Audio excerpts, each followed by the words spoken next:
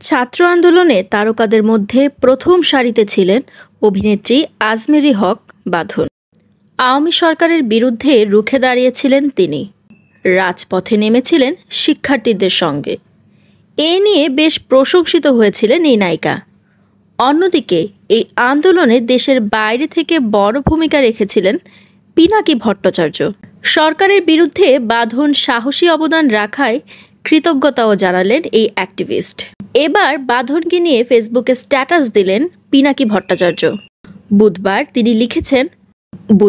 তিনি লিখেছেন আজমেরী হক বাঁধনের ওপরে আওয়ামী মহল মহাবিলা। ওরে নিয়ে যা খুশি তাই কইতেছে। কারণ বাঁধন পক্ষ ত্যাগ করছে। বাঁধন নৌকা লোক বলে বিজ্ঞাপন করছিল। আমি আমার ভিডিওতে সেটা দেখায়ে ওরে গালমন্দও করছিলাম। বলছিলাম ইন্ডিয়াত গিয়া সিনেমা করো, বাংলাদেশে ঠাঁই হবে না। পিনাকি ভট্টাচার্য আরও লিখেছেন, জুলাই আগস্ট বিপ্লবের ইতিহাসের এক মাহেন্দ্রক্ষণে বাঁধন রাস্তায় আইসা দাঁড়াইছিল। গণহত্যার বিরুদ্ধে সোচ্চার হয়েছিল। ওই মুহূর্তেই বাঁধন মহৎ হইয়া ওঠে।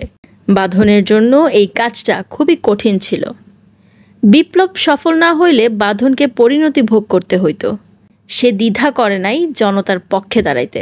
তিনি লিখেছেন, আওয়ামী সমর্থক এমন অনেকেই লড়াইয়ের সহযোদ্ধা হয়েছিল জন্যই হাসিনাকে পলাইতে হয়েছে। এই জন্যই ডাবল বিলা বাঁধনের ওপরে। ব্যাপার না, ওরা যত বেশি বিলা হবে বাঁধন ফ্যাসিবাদের বিরোধীদের কাছে তত বেশি আপন হবে।